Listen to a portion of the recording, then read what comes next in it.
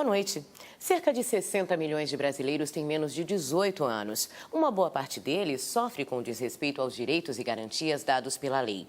Segundo o mapa da violência, a maioria dos meninos é vítima do trabalho infantil. Entre as meninas, a violência sexual prevalece. O cuidado com aqueles que representam o futuro da nossa sociedade é assunto para minha convidada de hoje, a coordenadora do escritório do Unicef em Salvador, Helena Oliveira. Boa noite, Helena. Boa noite, caríssima. Tudo bom? Tudo em paz. Helena, muito obrigada por ter vindo aqui, por comparecer a esse encontro.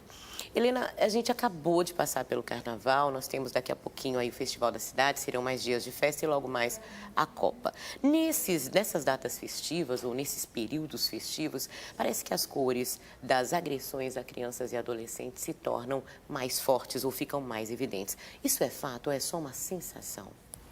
Não é uma sensação, são fatos, fatos muito concretos que se reproduzem não só em Salvador, mas em grandes capitais brasileiras.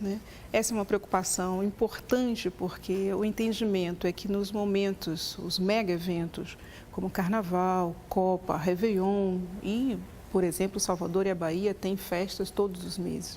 Mas as grandes festas, as grandes concentrações, onde a população quase que dobra de visitantes e turistas, a situação de crianças e adolescentes se torna um pouco mais vulnerável. Quer dizer, é o agudo da situação de vulnerabilidade cotidiana que se acentua nesses períodos. Então, a atenção é redobrada porque os exageros, de fato, acontecem e os números não negam isso. Pois é, a gente tem tido há alguns anos um acompanhamento mais de perto, uma fiscalização,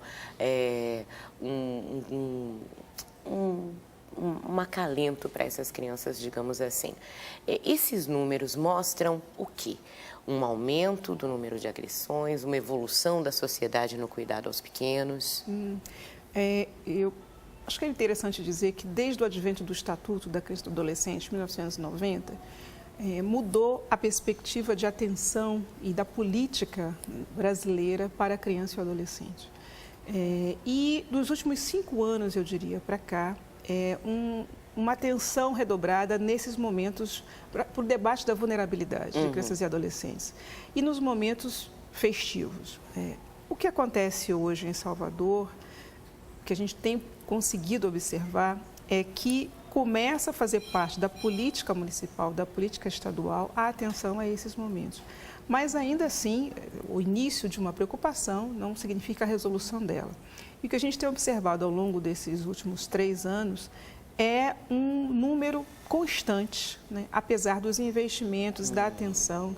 Do ano passado, 2013 para 2014, por exemplo, no último Carnaval, os esforços empreendidos pelo poder público de atenção a esses momentos, por exemplo, casas de acolhimento, casas de atenção para as crianças que chegam com os pais para uma relação de trabalho, os ambulantes, aumentaram. Então, a gente teve aí uma estrutura mais ou menos estabelecida em relação aos anos anteriores.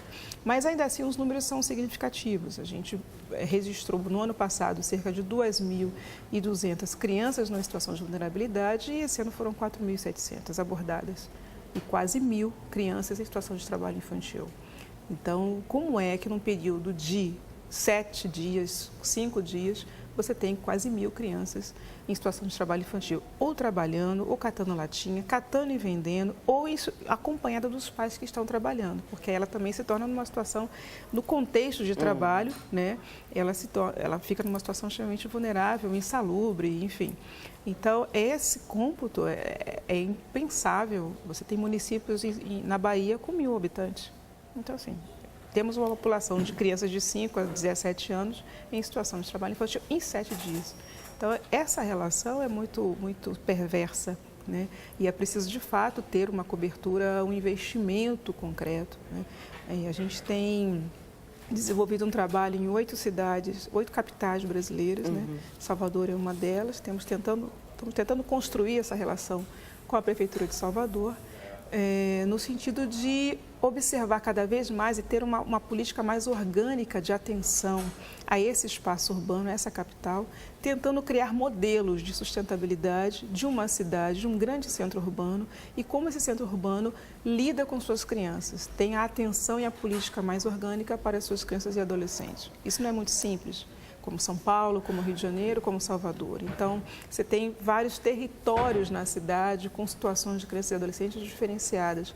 Então, se a cidade realmente é uma cidade sustentável, economicamente, socialmente sustentável, por que crianças em determinados territórios têm acesso e outros não têm acesso aos serviços? Então, quando é que a gente, de fato, consegue equilibrar tendo um modelo bacana de cidade sustentável? Você falou dos números do Carnaval e a Copa vem aí, né? A Copa vai ser um período maior, apesar da gente ter, na realidade, 6 jogos, mas com certeza vamos ter torcidas, tem as fanfests e outras festas, tem o Carnaval de Inverno também, Exato. ou São João, a gente não sabe exatamente o que vai ser essa festa ainda. Existe um comitê local para a proteção de crianças e adolescentes, exatamente para grandes eventos e com destaque aí para a Copa e Carnaval. Quais são os pilares desse comitê? O que vocês, inclusive o Unicef faz parte, pretendem fazer? Exatamente. As estratégias, elas acompanham também os outros comitês, as outras agendas. Existe no nível federal, através da Secretaria de Direitos Humanos, uma agenda de convergência, onde toda a preocupação é exatamente acompanhar as 12 cidades sede da Copa, né, e na instalação desses comitês, e onde, a partir daí, se desenvolve uma série de ações de atenção especial e estratégica para esses momentos. Então, são trabalhos, os grupos se reúnem periodicamente, essa semana, inclusive, houve uma reunião em Brasília, exatamente para acompanhar e conhecer as ações, como foi o Carnaval e os próximos passos a partir de junho agora, que na média é o que acontece com as 12 cidades.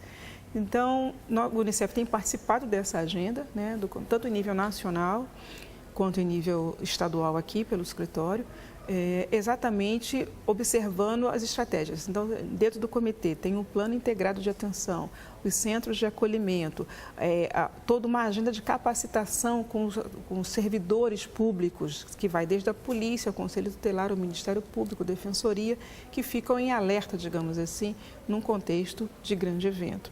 Então, a gente espera que, alguns temas muito chaves, por exemplo, exploração, tráfico de crianças e abuso sexual, se reproduzem elevado à enésima potência nesses momentos. Trabalho infantil, então são 2 eixos de vulnerabilidade muito forte, de violação dos direitos muito forte que a gente tem atenção. Mas outros também acontecem.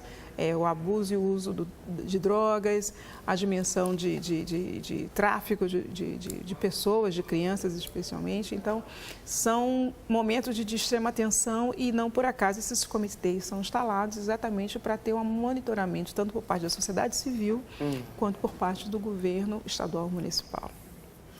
Já, por que ainda temos dificuldade de identificar os pequenos como seres que precisam dos cuidados de todos? E o selo Unicef, que pretende melhorar os indicadores das cidades. O Band Entrevista volta em instantes.